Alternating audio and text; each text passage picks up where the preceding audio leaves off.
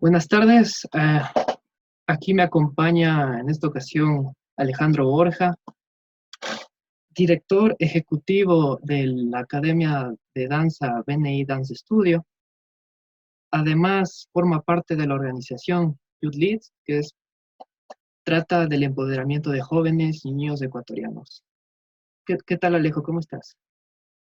Muchísimas gracias por tu entrevista, Rodrigo. Bueno, en realidad es un gusto poder compartir contigo en esta ocasión a la distancia y siempre, como se llama, con todo el mejor espíritu y las mejores vibras para poder salir adelante pese a toda la situación que estamos viviendo como país y como mundo.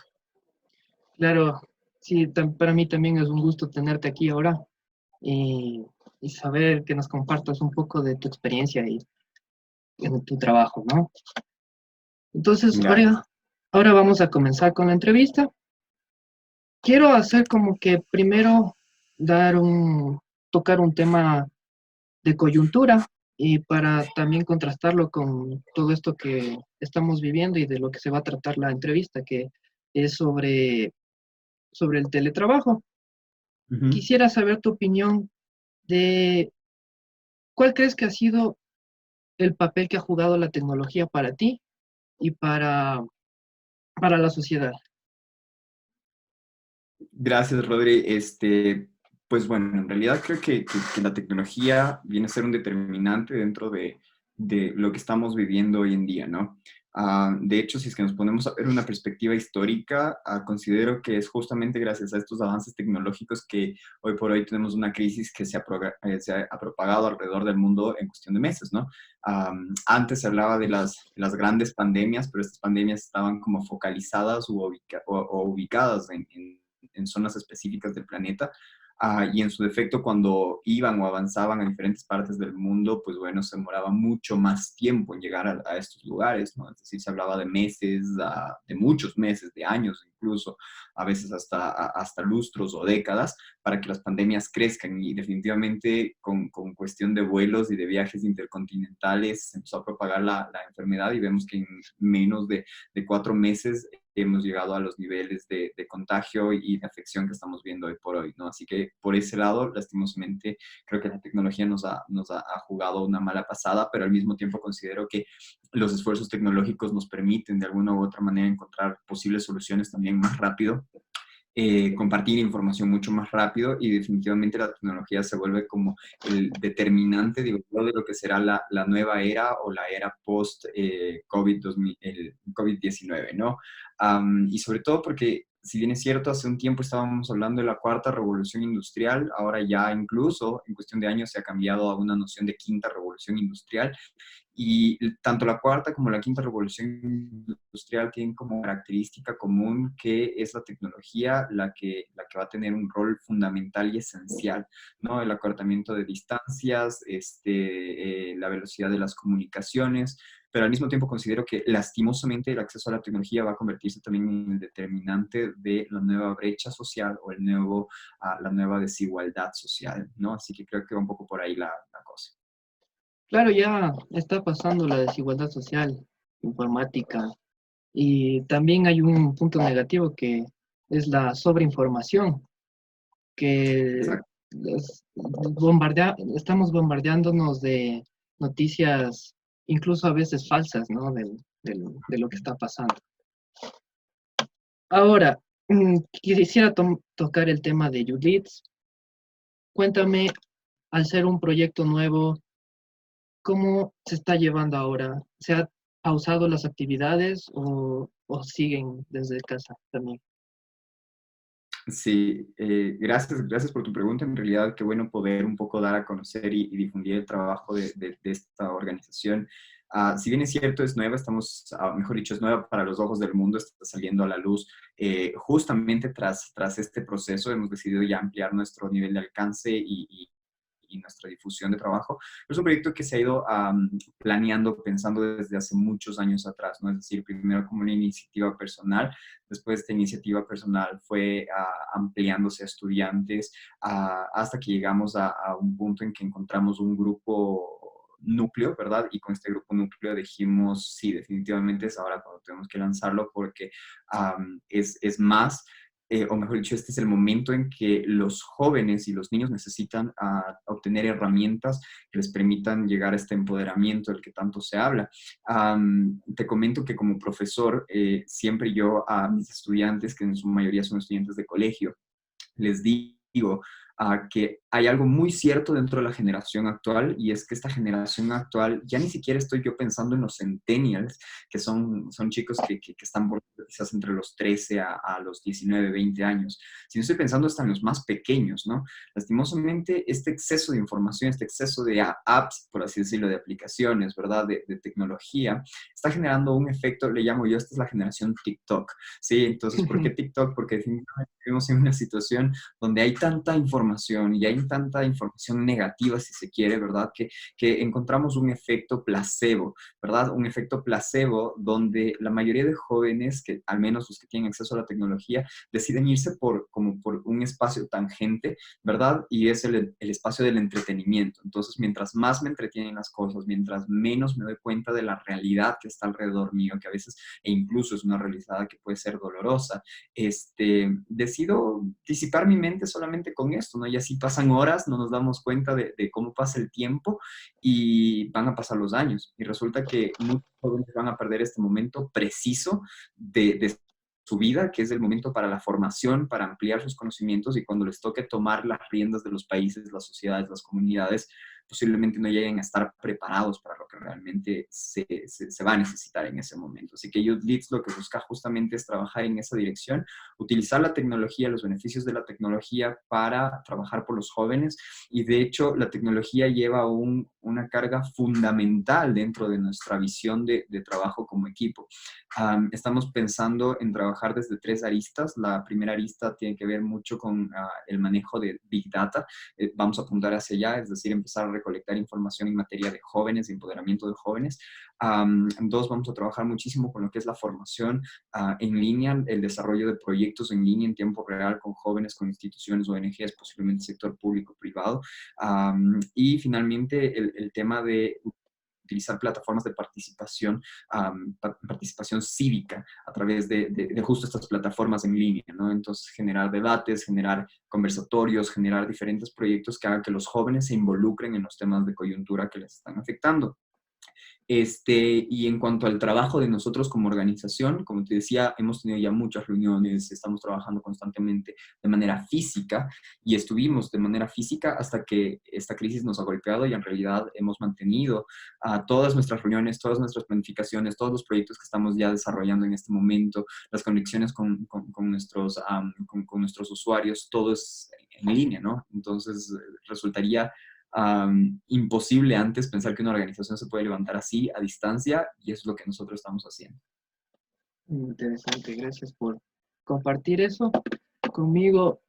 Ahora, ya para pasarnos a tu otra faceta, que es de la academia, ¿no es cierto? Quiero que por favor me comentes cuál fue la motivación de la academia para realizar clases en línea en Ujú. esta época de crisis.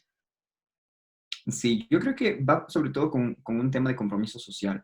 Am, si nos vamos al otro lado de lo que me apasiona, es triste y es lamentable decir que uno de los sectores más golpeados por este tipo de crisis, y cualquier crisis en general, es el sector cultural, ¿sí? El sector artístico. ¿Por qué? Porque evidentemente la gente y la sociedad en general no lo ve como, como un insumo de primera necesidad, ¿sí? Y definitivamente se podría decir que no lo es. No obstante, hay que darnos cuenta que, por ejemplo, en estas situaciones de crisis, de cuarentena que estamos viviendo ahorita, sin el arte, sin la cultura, definitivamente no tendríamos mayor distracción. Basta con ver qué es lo que la mayoría de gente hace ahora cuando tiene este exceso de tiempo libre y de no saber qué hacer, es o leer un libro, o ver una película, o ver, yo qué sé, series de televisión, ¿verdad? Ver las funciones que ahora están libres del Circo del Sol, ¿verdad? Y entonces sí se consume arte. Necesitamos como seres humanos esta parte que es fundamental, nutrir ¿cómo se llaman? Nuestras otras capacidades. Pero insisto, y retomo las palabras de lo que tú mencionabas, lastimosamente hay este exceso de información en las redes, ¿verdad? Que a veces la gente se siente aturdida. y entonces el arte viene a ser como un elixir, digo yo, y viene a ser como una especie de posibilidad de catarsis, donde vamos a sacar afuera todos estos sentimientos que posiblemente nos están acongojando, ¿no? Entonces, esa fue nuestra intención. Sabemos que nuestros estudiantes que tienen una participación regular en sus clases, ¿verdad? De pronto llegan a un escenario donde no estás realizando ninguna actividad y lo que pensamos nosotros es darles espacio para que ellos también puedan de alguna u otra manera seguir con sus actividades. Te cuento que yo personalmente tengo un conflicto interno porque considero que al menos el trabajo artístico y la danza como tal, que es lo que más nos llega a nosotros, es muy difícil transmitirla a través de una plataforma digital, ¿sí?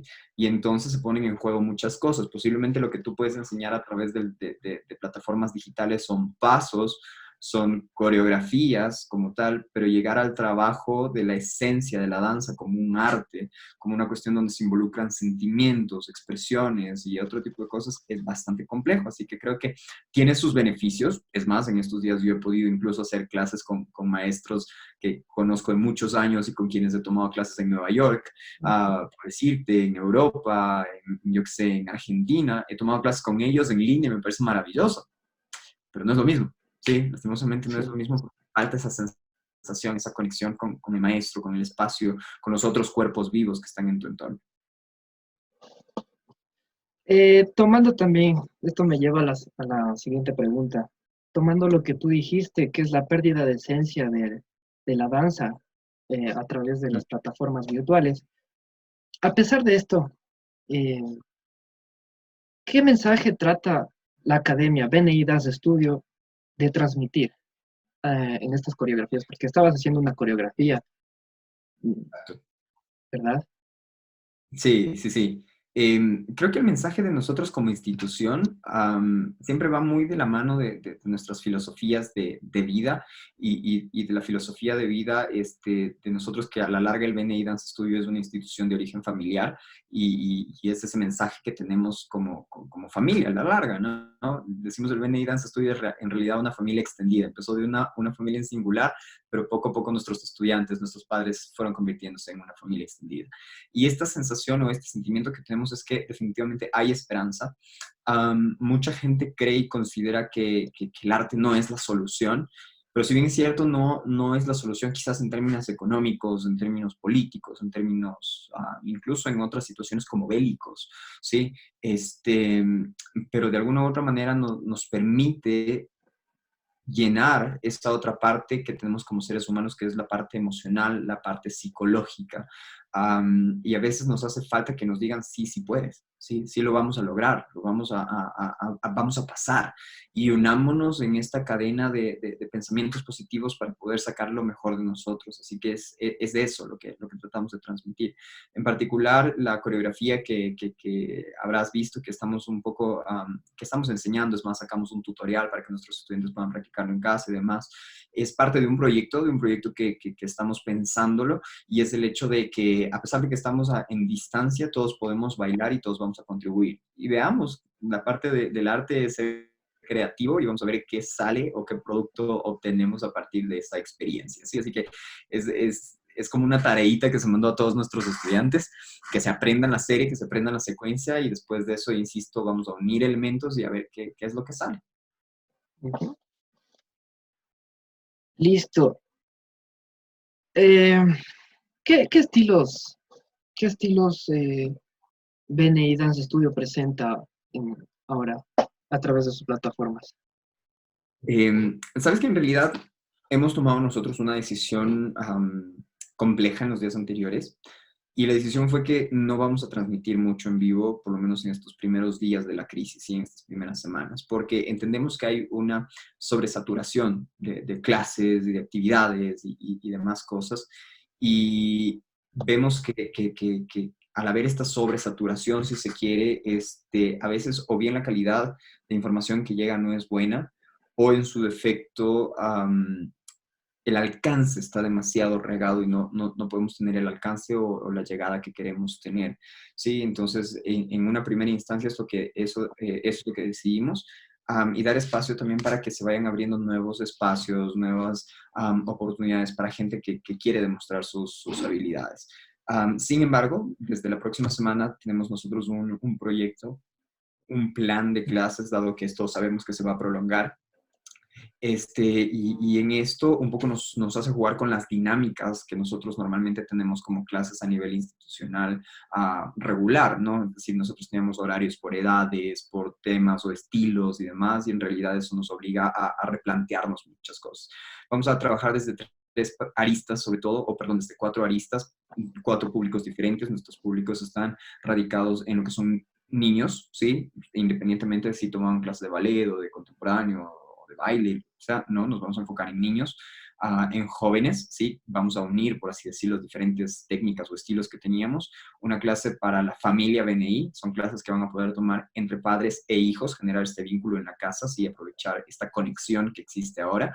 Y tercero, clases de público abierto, ¿no? Entonces, por decirte, con los más pequeños vamos a trabajar los elementos de nuestra técnica, se llama técnica Yeshua, trabajamos lo que es ballet, trabajamos lo que es elasticidad, fuerza, contemporáneo, nuestros cuentos para enseñar danza. En la parte de los jóvenes vamos a utilizar los elementos de lo que les gusta a los jóvenes, bailes urbanos y la parte de danza contemporánea, ¿sí? Y en cuanto a lo que son la familia BNI, vamos a hacer estos tallercitos para que los papás aprendan cómo practicar con sus niños danza en casas, utilizar los elementos de la casa, yo que sé, vamos a hacer con sillas utilizadas como si fueran los elementos del salón de danza. Y las clases abiertas son clases pensadas para personas que pues nunca han tenido el chance de aprender a bailar y que quieren aprender a bailar desde cero. Porque pasa que ahorita si tú te pones a ver en las redes sociales hay muchos elementos, pero son clases como ya avanzadas y están enfocadas a un público en específico. Lo que nosotros queremos es a la sociedad brindarle esta oportunidad. Entonces, si nunca supiste cómo bailar salsa, vamos a darte una clase de cómo bailar salsa desde cero. Sí, se Yo. empieza a entender la musicalidad, el paso, el paso base, con esto avanzamos. O si no, vamos a aprender bachata desde cero, ¿sí? No con el fin, insisto, de que te hagas artista a largo plazo, sino que empieces a disfrutar este momento, estos momentos que a pesar de todo la vida nos está regalando para compartir en familia, darnos ese respirón que necesitábamos como sociedad. ¿Tú crees que para un futuro mm, la familia BNI Dance Studio tome la decisión de también, aparte de todos los servicios que ya proporciona a sus estudiantes, también seguir haciendo las clases en línea? ¿O cuando pare esto ya ahí quedan también las clases en línea? ¿Sabes qué? Son momentos complejos, insisto, y ayer leía un meme que me hizo realmente reír, pero al mismo tiempo me preocupó, ¿no? Este meme decía algo como, ¿y quién es el encargado de la innovación tecnológica en tu empresa, ¿no? Y claro, había tres opciones. La una opción era el CEO, ¿verdad? O digamos el jefe máximo de la institución, ¿verdad? El CTO, el encargado, el oficial de tecnología, o el COVID-19, ¿no? Y definitivamente la respuesta no era ni el CEO ni el CTO, sino en realidad era el COVID. Porque claro, esto del COVID nos hace plantearnos y replantearnos muchas cosas. Considero que tenemos mucho que ganar abriendo nuevos espacios digitales, pero sigo creyendo que estos espacios digitales que ya se quedarán, porque claro, es decir, no podemos negar que el mundo está apuntando en esa dirección, pero estas plataformas digitales serán un suplemento, ¿verdad? De nuestro trabajo real. Porque claro, como te digo, hay mucha gente que va a tener acceso a este tipo de clases a través de la tecnología, pero la esencia del arte se mantiene en lo físico. Así que la respuesta sería sí, vamos a seguir con la implementación y el progreso hacia esta plataforma o estas plataformas digitales, pero siempre desde esa visión, que sea un suplemento a lo que nosotros realizamos. Y ya para finalizar esta entrevista tan amena que hemos tenido, quisiera preguntarte algo que también me compete a mí, porque yo soy estudiante de BNI. ¿Cómo la academia está manejando y a un futuro va a manejar la crisis? Porque claro, con esto estamos entrando en una recesión económica mundial.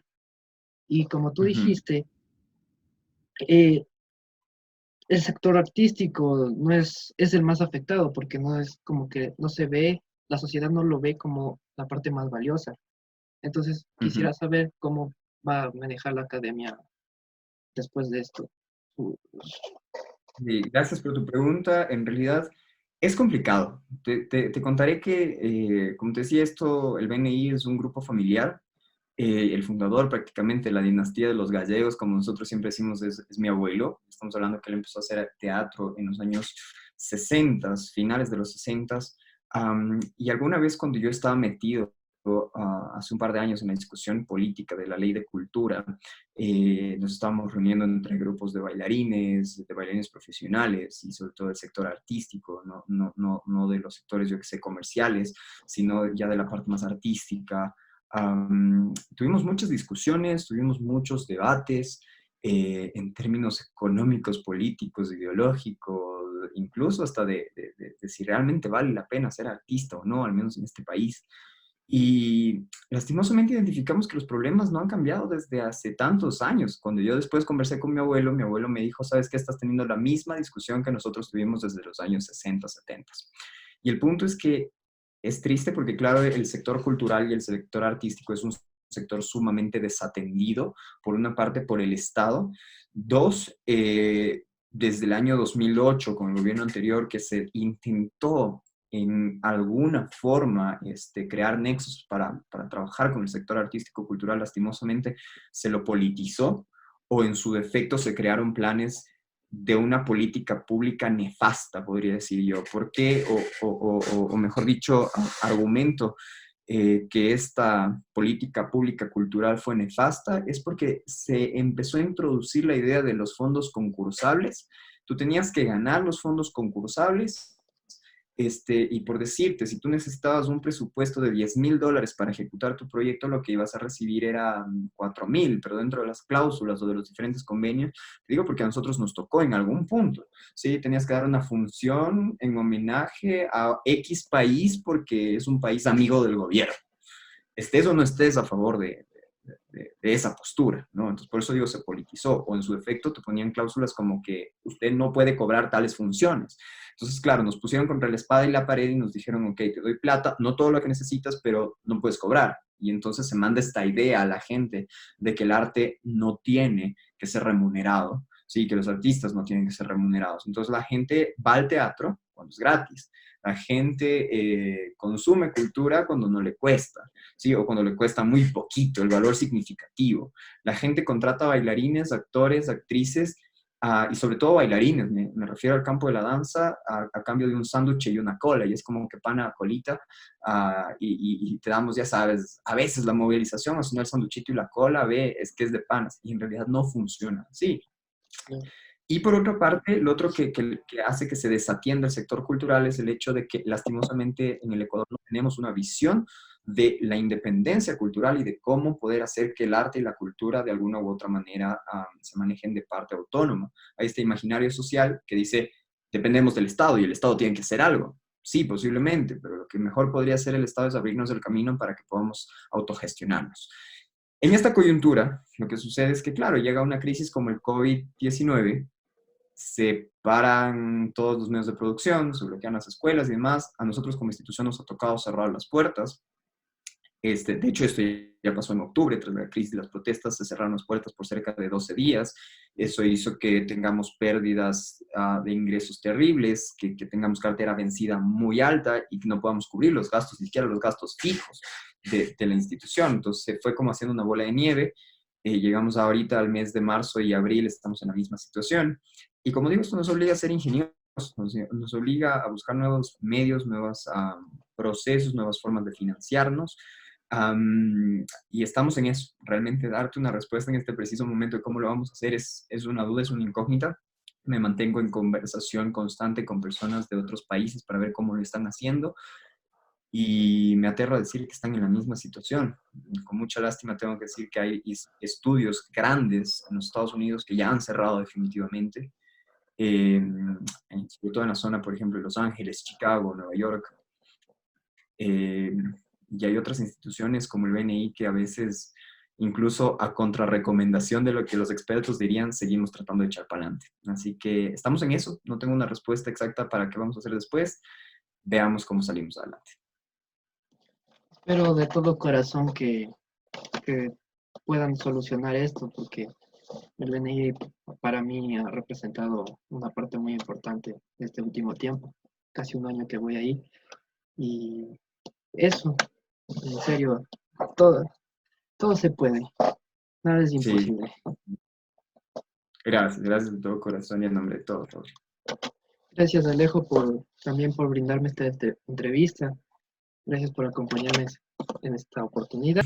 Muchísimas gracias a ti por la oportunidad y pues bueno, el mensaje final es ese, mantengámonos en casa, ¿sí? Sigamos cumpliendo con las normas, las recomendaciones y como tú dices, después de esto lo más importante es la salud y con salud veremos cómo salimos adelante.